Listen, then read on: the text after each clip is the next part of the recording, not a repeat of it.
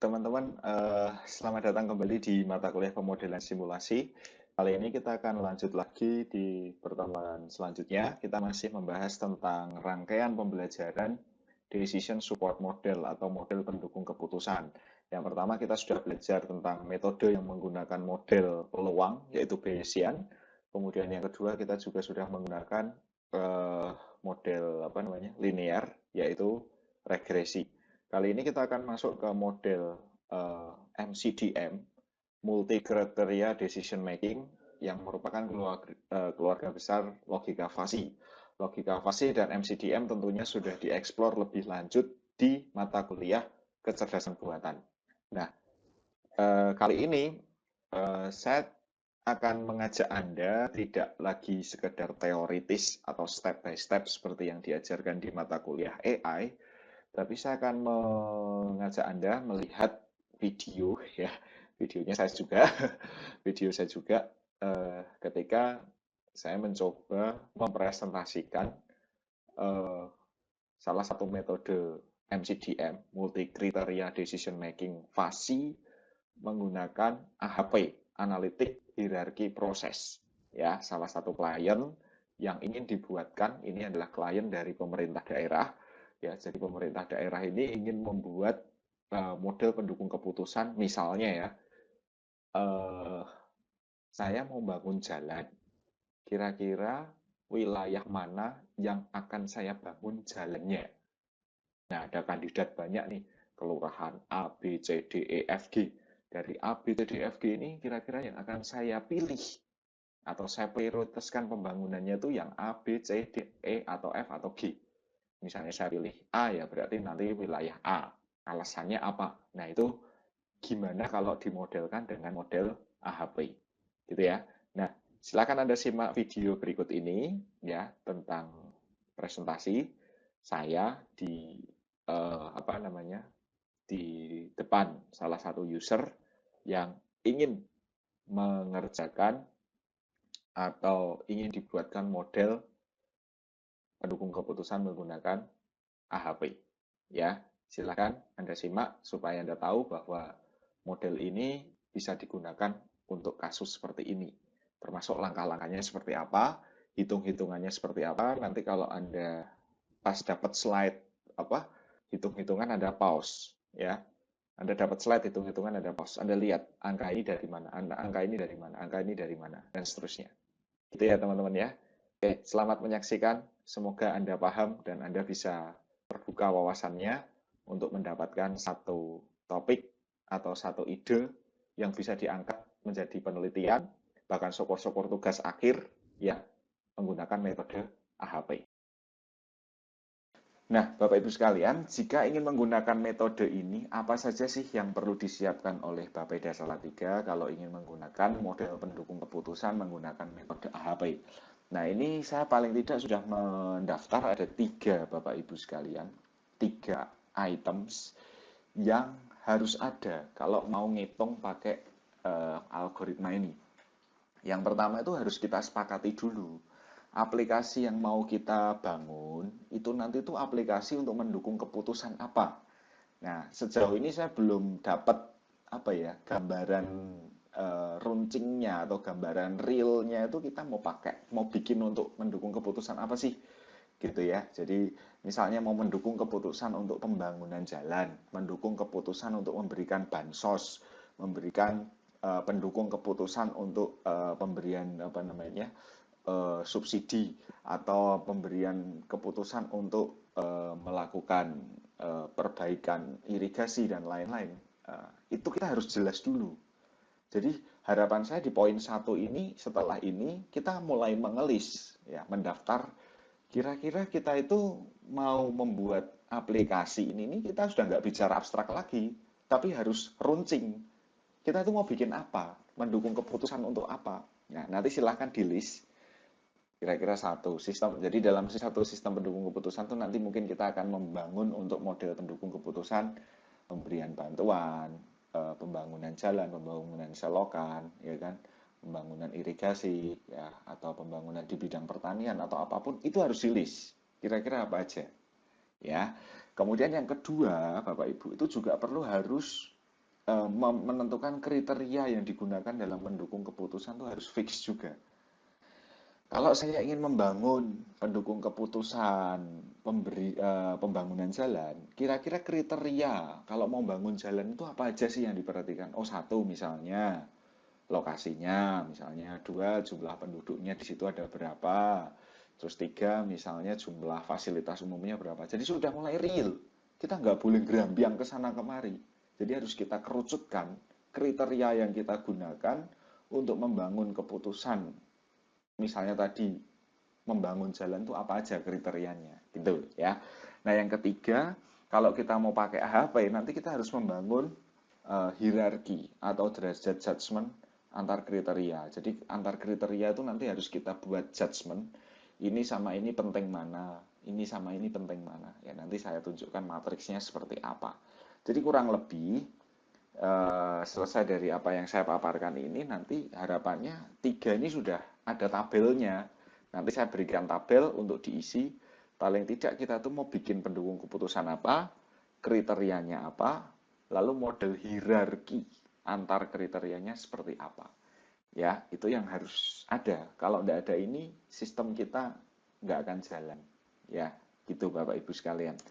Nah, contoh misalnya, kita langsung ke contoh aja. Saya nggak usah teori dan lain-lain, langsung aja contoh.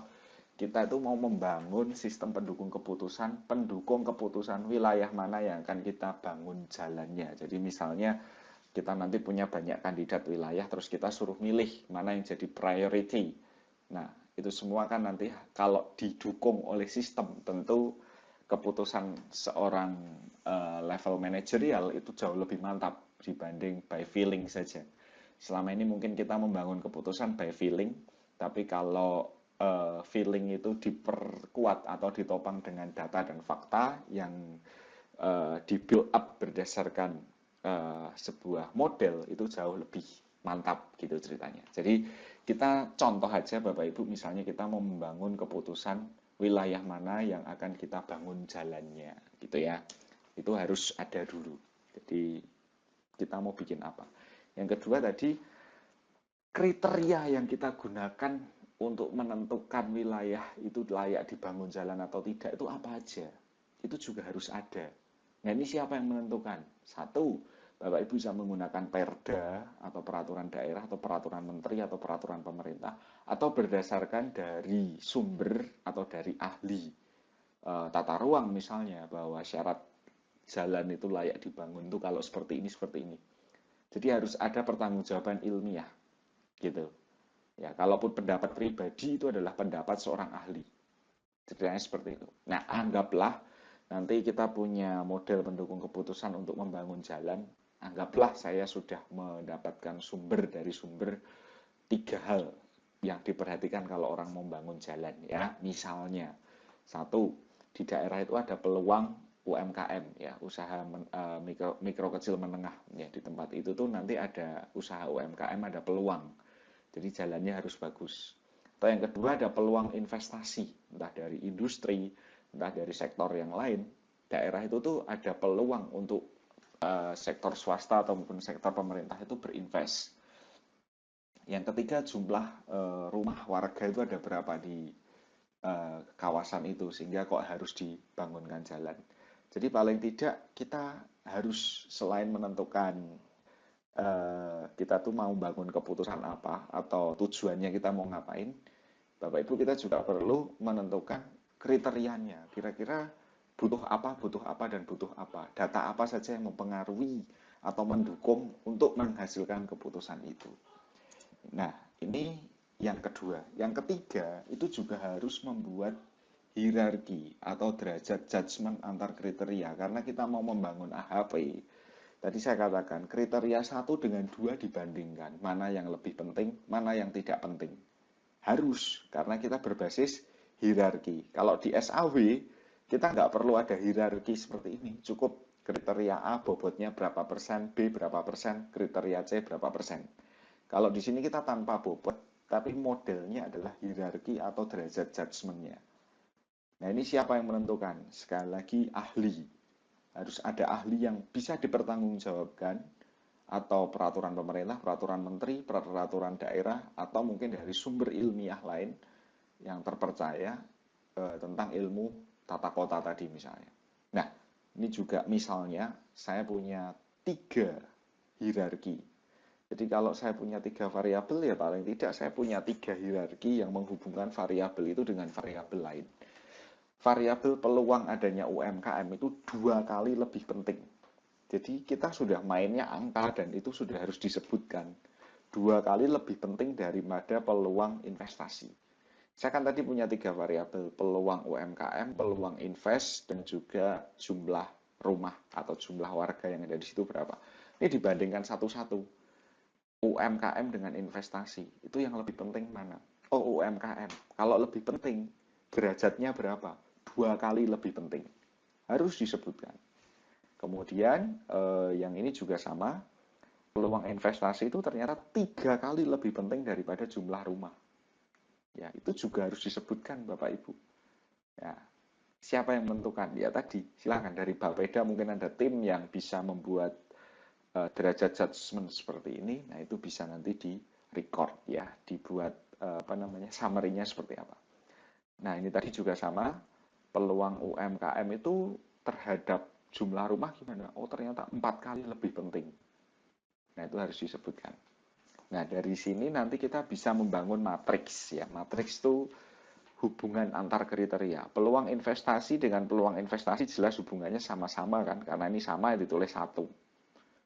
Peluang UMKM dengan investasi tadi, peluang UMKM 2 kali lebih penting. 2 kali lebih penting dari peluang investasi.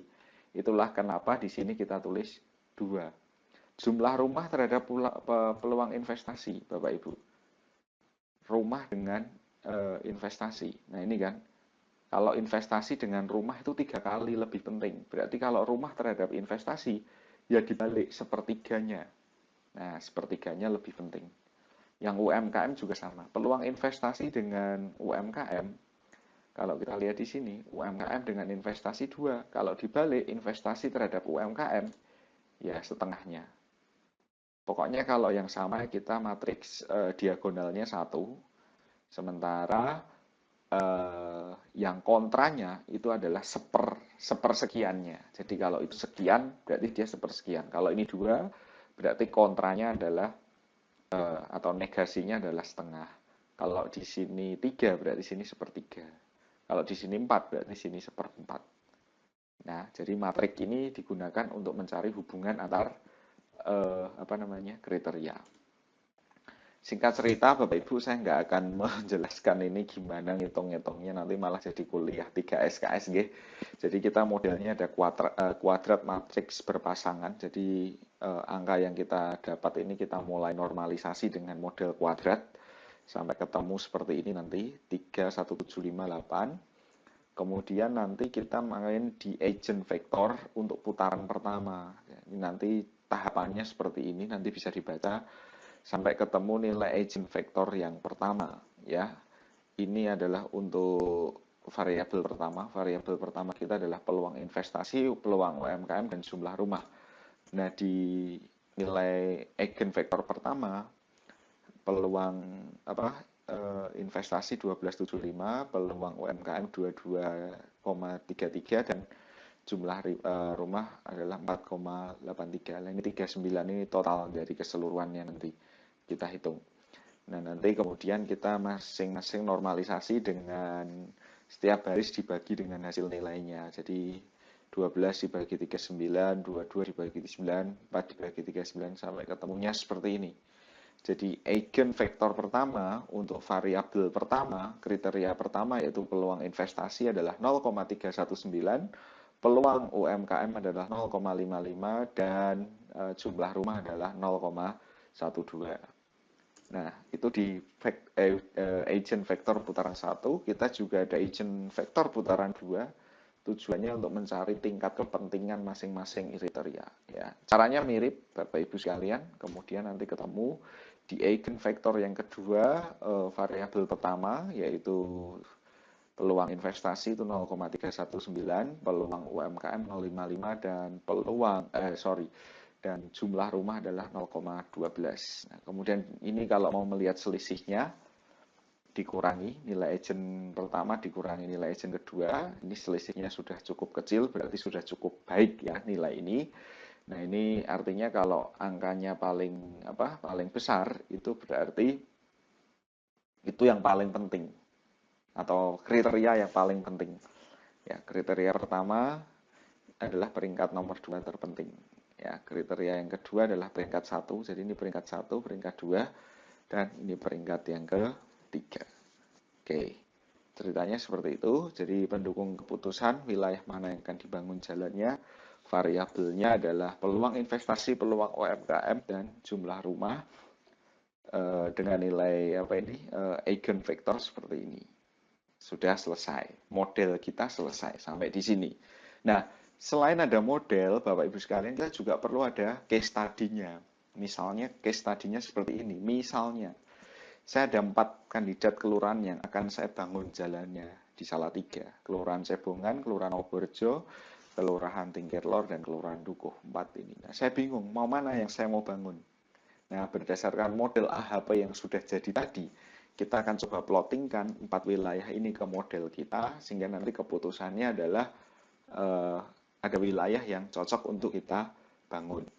Misalnya ini peluang investasi dan peluang UMKM. Ya, jadi setelah kita punya 4 wilayah, kita juga harus punya 4 data, kondisi UMKM, kondisi investasi, dan juga jumlah rumah di Cebongan, Nobo, dan Tingkir, dan juga Dukuh itu seperti apa.